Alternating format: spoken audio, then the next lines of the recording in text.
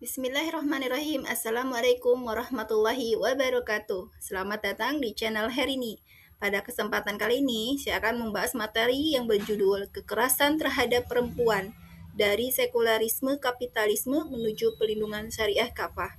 Materi ini telah disampaikan oleh Ustazah Susi Hilma, sarjana sastra, yang disampaikan di acara Kajian Muslimah Pencinta Ilmu tanggal 11 Juli 2026 di Masjid Besar Baitul Muttaqin, Antapani, Bandung.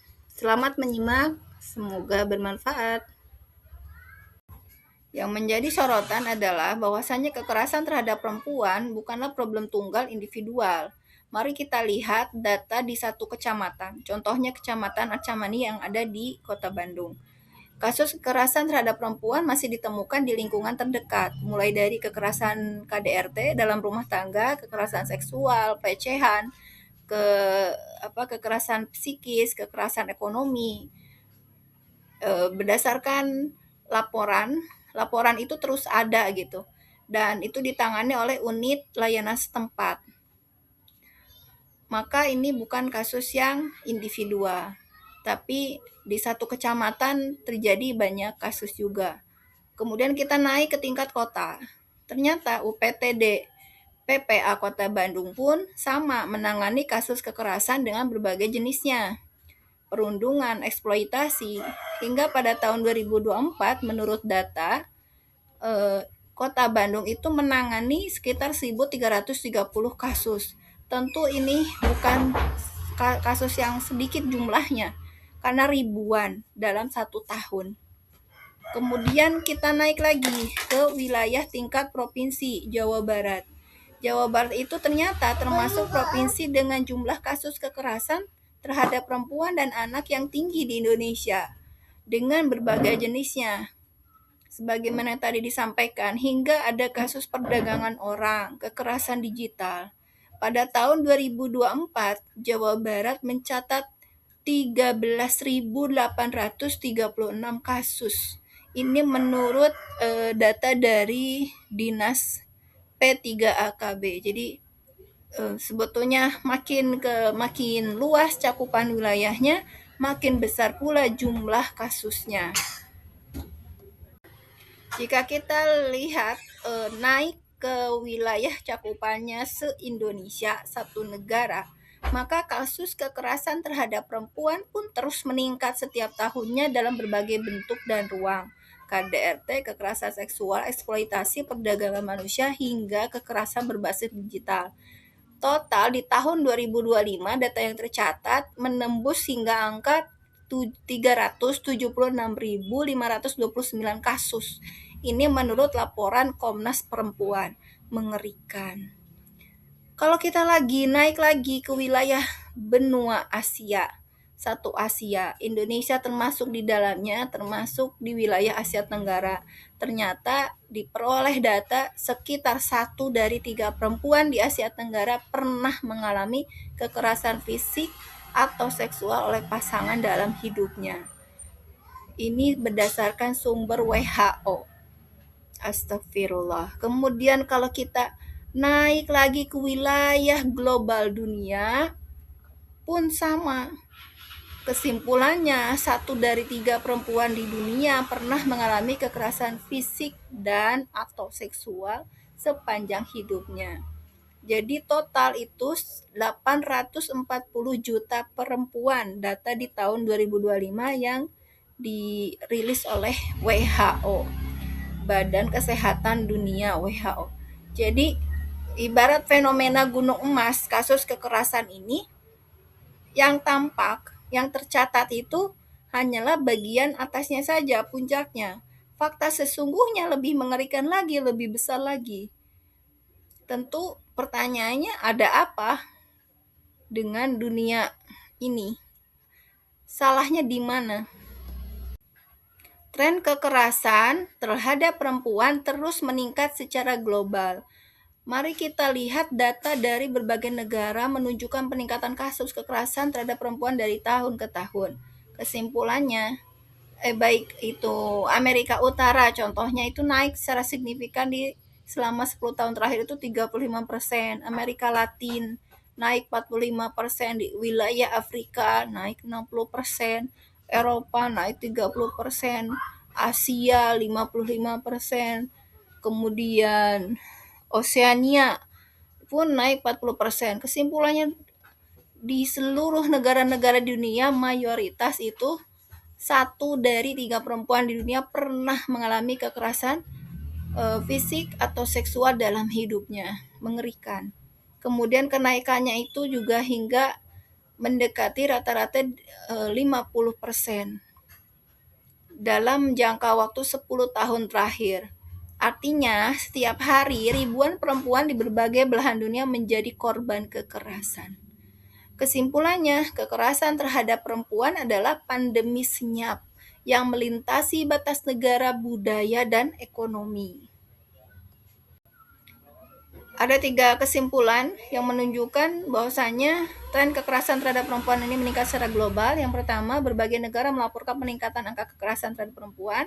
Yang kedua, fenomena ini terjadi lintas negara, negara maju, berkembang, miskin, negara muslim, non-muslim, dengan ras yang berbeda-beda. Artinya semua merata mengalami ini. Berarti ada apa ini? Yang ketiga, ini bukan fenomena lokal untuk individu semata, tetapi artinya fenomena global. Berarti sudah pada rusak manusia-manusia di berbagai negara ini. Apa tuh penyebabnya? Jika korbannya berbeda-beda, pelakunya berbeda-beda, negaranya berbeda-beda, mengapa polanya sama? Ketika sebuah persoalan muncul secara berulang pada berbagai level wilayah dan lintas negara, maka persoalan tersebut tidak lagi cukup dijelaskan sebagai masalah personal atau lokal. Ini menunjukkan adanya faktor yang lebih besar, yaitu sistem kehidupan yang berlaku secara global. Artinya, akar masalahnya bukan pada individu semata, tetapi pada sistem yang mengatur kehidupan manusia. Mengapa kekerasan terhadap perempuan itu tidak cukup dijelaskan sebagai kesalahan atau kelemahan individu? Yang pertama, karena ini terjadi secara luas dalam populasi yang besar. Kemudian yang kedua, dipengaruhi oleh lingkungan sosial, budaya patriarkal, norma yang membenarkan kekerasan, dan kebijakan publik yang lemah. Yang ketiga, maka pilihan individu dibentuk oleh sistem dan struktur yang seringkali tidak memberi ruang aman bagi perempuan.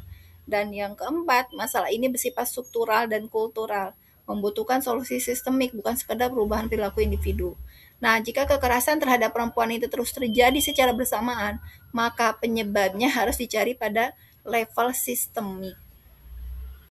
Dari paparan sebelumnya, kesimpulannya bahwasanya kekerasan terhadap perempuan ini terjadi secara global di berbagai negara, dan penyebabnya itu karena kesamaan sistem yang diterapkan. Apa itu sistem? Sistem itu adalah seperangkat aturan yang menentukan apa yang diproduksi. Salah satunya yang diproduksi dalam sistem kapitalisme sekuler hari ini adalah ideologi patriarki, yaitu budaya merendahkan perempuan dan norma yang membenarkan kekerasan.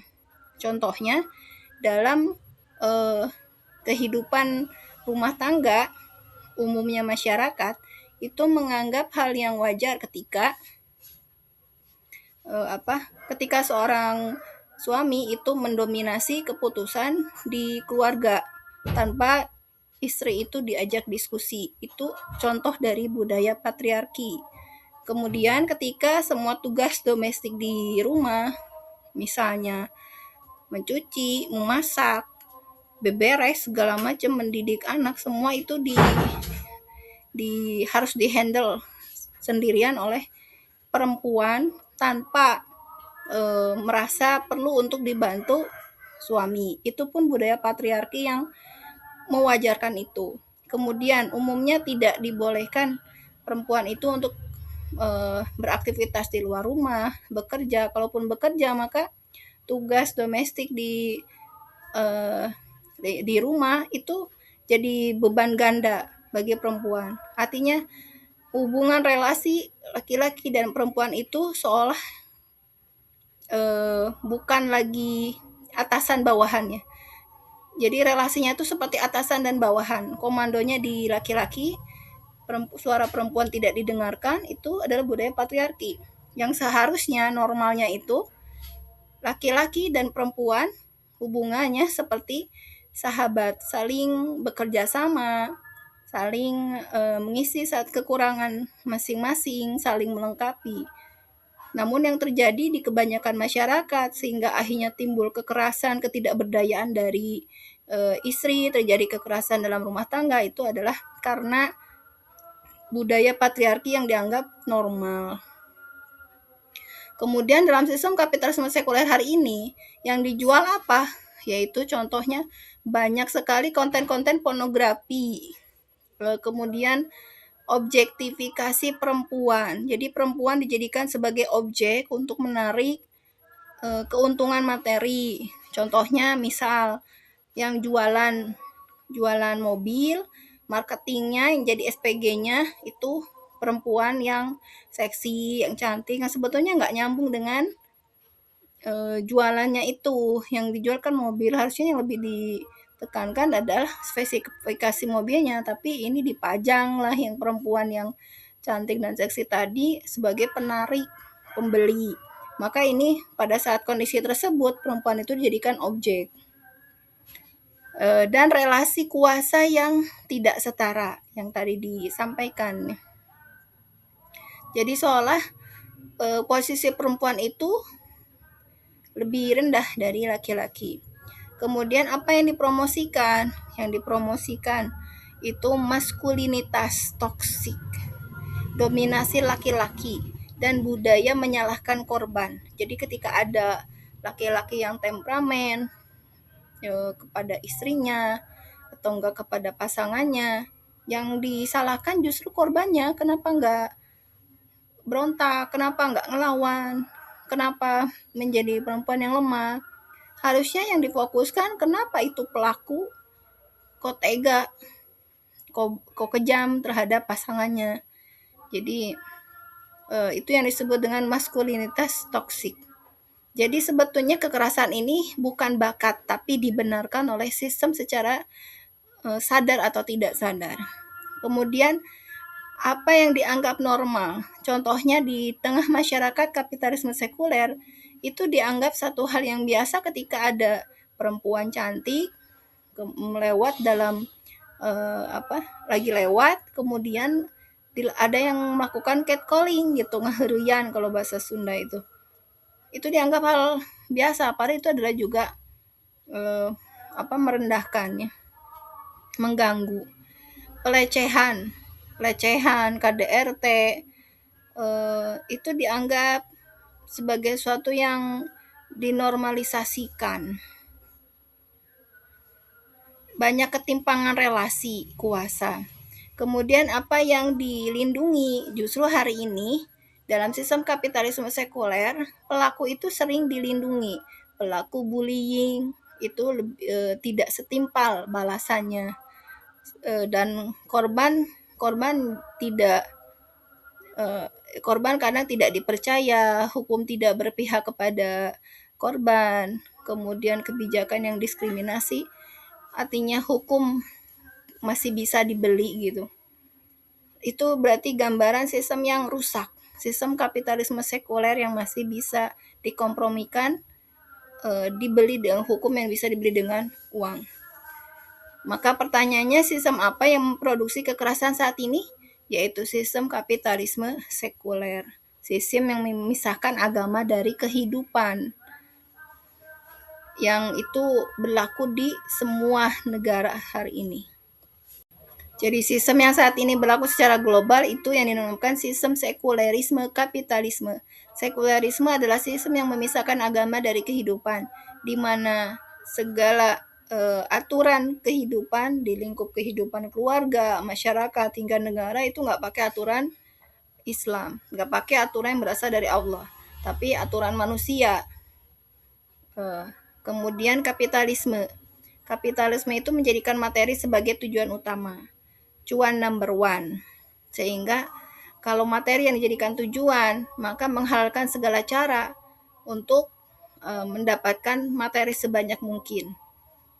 Tak ada batasan-batasan. Maka seringkali ini dijadikan alasan karena cuan number one, karena materi yang dijadikan tujuan, seringkali perempuan dijadikan objek, dijadikan dieksploitasi demi keuntungan materi.